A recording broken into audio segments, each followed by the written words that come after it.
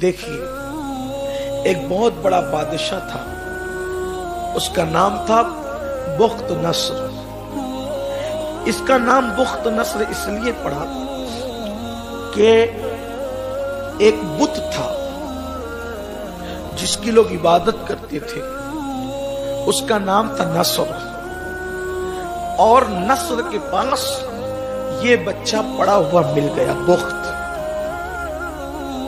بت کے پاس یہ نصر کے پاس ایک بچہ لاوارث پڑا ہوا مل گیا، اس کے باپ کا اتا پتہ نہیں تھا۔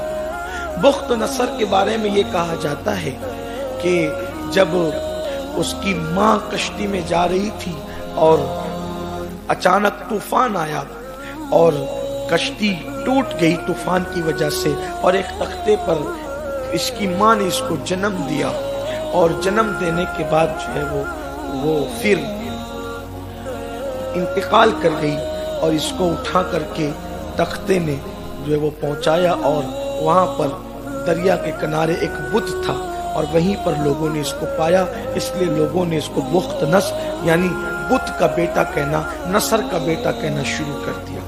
پھر اس کے بعد وہ وقت کے بادشاہ کا گورنر بنا، اور دھیرے دھیرے پھر وہ ایک بہت بڑا بادشاہ بن گیا، اس کا نام ہے بخت نصر۔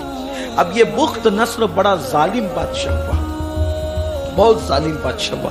ظالم بادشاہ یہ اس طرح ہوا، اس کا جو دور ہے حضرت سیدنا عزیر علیہ السلام کا دور ہے، حضرت عزیر علیہ السلام کا جو دور ہے وہی دور اس کا دور ہے۔ تو اس نے بیت المقدس پر حملہ کیا، اور اس نے تقریباً کم و بیش 60,000 توریت کے یہودی علماء کو اس نے قتل کیا۔ 60,000 زمین کے اوپر قوم کو دہشت میں مبتلا کرنا، یا اہل علم کا قتل ہونا، یا اہل اللہ کا قتل ہونا، یا امت کا پریشان ہونا، یا امت کے سر پہ تلوار لٹکنا، یہ اچانک نہیں آتا، یہ یوں ہی نہیں آتا۔ 60,000 کم و بیش علماء یہود جو توریت کے علماء تھے ان کو اس نے قتل کیا۔ 1,00,000 اہل کتاب کو اس نے شہید کیا اس دور کے۔ 1,00,000 کو اس نے غلام بنایا، کنیزیں بنایا، اور 1,00,000 جو تھے ان کو ادھر ادھر بکھیر دیا، سب کو بھگا دیا، اور بیت المقدس کو اس نے ویران کر دیا۔ مفسرین فرماتے ہیں 1,00,000 کو بکھیر دیا، بھائی ادھر پڑا تو دوسرا بھائی ادھر پڑا، بہن ادھر پڑی تو دادی ادھر پڑی، سب کو تتر بتر کر دیا، بکھیر دیا، رشتہ داروں کو ایک دوسرے سے دور کر دیا۔ 1,00,000 کو قتل کیا، 1,00,000 کو غلام اور کنیز بنایا، 3,00,000 کے ساتھ یہ کیا، 60,000 علماء کو شہید کیا۔ بیت المقدس ویران ہو گیا، قبلہ اول ویران ہو گیا۔ مفسرین کہتے ہیں وجہ یہ بنی جب بنی اسرائیل تعلیمات انبیاء کرام سے دور ہو گئے، جب بنی اسرائیل اللہ کے قانون کو انہوں نے پیٹ کے پیچھے ڈال دیا، جب بنی اسرائیل نے جھوٹے قسمیں کھانا شروع کی، بنی اسرائیل نے جب جھوٹی قسمیں کھانا شروع کی، بنی اسرائیل نے جب اللہ کے قانون کو پیٹ کے پیچھے ڈالا، دین کو پیٹ کے پیچھے ڈالا، تو اللہ نے ان پر بخت نصر کو مسلط کر دیا، اور اس نے ان کا یہ انجام کیا۔ پھر بعد میں کیا ہوا؟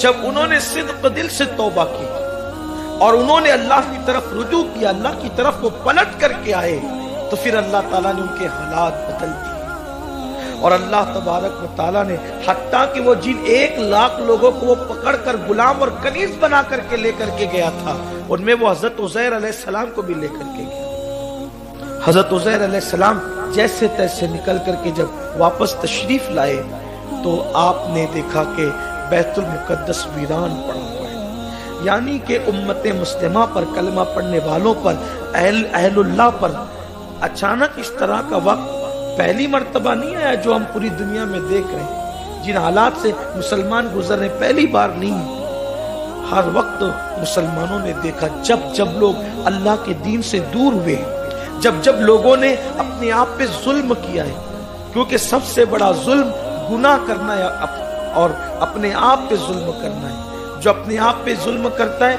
وہ گنہگار، जो गुनाह करता है वो अपने आप पे जुल्म करता है, और जो अपने आप पे जुल्म करता है वो सबसे बड़ा मुजरिम है, सबसे बड़ा जालिम है। हजरत उज़ैर अलैहिस्सलाम ने देखा बैतुल मुक़द्दस वीरान है। उसी वीरानी की हालत में हजरत उज़ैर अलैहिस्सलाम ने बहुत अफसोस किया। लेकिन ये भी याद रखें, देखो मायूसी के मामले में उम्मीद की किरण, मायूसी के माहौल में उम्मीद की किरण। हजरत उज़ैर अलैहिस्सलाम ने देखा बैतुल मुक़द्दस की ईंट से ईंट बच गई, कोई बस्ती नहीं, कोई परिंदा नहीं, कोई आदम जाद नहीं, लेकिन दरख्त बिल्कुल हरे भरे थे, दरख्तों पे फल लगे हुए थे। हजरत उज़ैर अलैहिस्सलाम ने देख करके कहा ये शहर तो इतना और ऐसे वीरान हो गया, ऐसा लगता है कि शायद अल्लाह अब इसको कभी आबाद नहीं करेगा। अब कैसे आबाद हो सकता है? कुछ नहीं है, फल लगे हैं, कोई खाने वाला नहीं है, हरियाली है, कोई इससे लुत्फ उठाने वाला नहीं है। बैतुल मुक़द्दस की ईंट से ईंट बच गई। हजरत उज़ैर अलैहिस्सलाम यही कह रहे थे और सोच रहे थे अब ये शहर कैसे आबाद होगा, शायद ये शहर अब कभी आबाद नहीं हो सकेगा। ऐसे में उन्होंने अंगूर तोड़े, फल तोड़े और अंगूर को निचोड़ा, उसका जूस लिया और ले करके एक थैली में लिया और सोचा कि थोड़ा लटका दूं। दरख्त से लटकाया, अपने गधे को बांध दिया और बांधने के बाद हजरत उज़ैर अलैहिस्सलाम थकन के एहसास में वहीं पे सो गए। सोए, अल्लाह ने नींद तारी कर दी, नींद क्या बल्कि मौत तारी कर दी। 100 साल तक हजरत उज़ैर अलैहिस्सलाम मौत की आगोश में रहे। उधर बुख्त नस्र मर गया, क्योंकि जब बनी इसराइल अल्लाह की तरफ रुजू हुए, बार बार ये बात कही जा रही है, रुजू इल्लल्लाह हर दौर की जरूरत है और आज के दौर की सबसे बड़ी जरूरत है। और रुजू इल्लल्लाह कोई मुश्किल चीज नहीं है, गुनाह से तौबा की जाए, अल्लाह की बारगाह में इकबाल जुर्म किया जाए, एतराफ जुर्म किया जाए, अपने आप को बहैसियत मुजरिम अपने रब की बारगाह में खड़ा किया जाए, मस्जिदों को आबाद किया जाए, इस्तिगफार की कसरत की जाए, सदके की कसरत की जाए, कलमा शरीफ का विर्द किया जाए।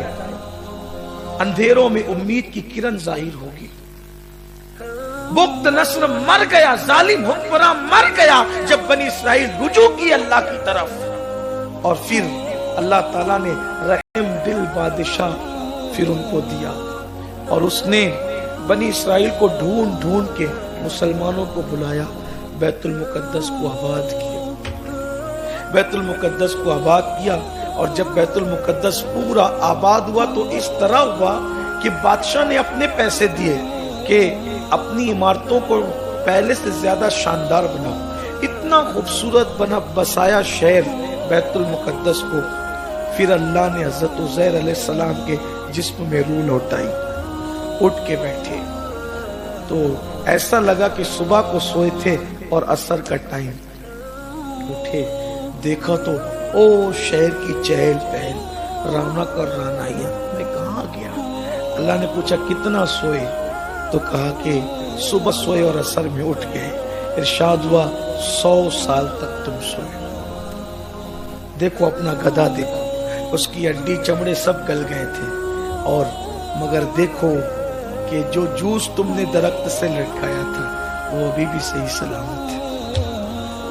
दो बातें पता चली कि कुदरत ने फल को सलामत रख, फल के जूस को 101 सदी के बाद भी सलामत बचा कर रखा। कोई सड़ा नहीं, कोई तगज्जुर नहीं आया, कोई ताफुन नहीं हुआ, गधा सड़ गया।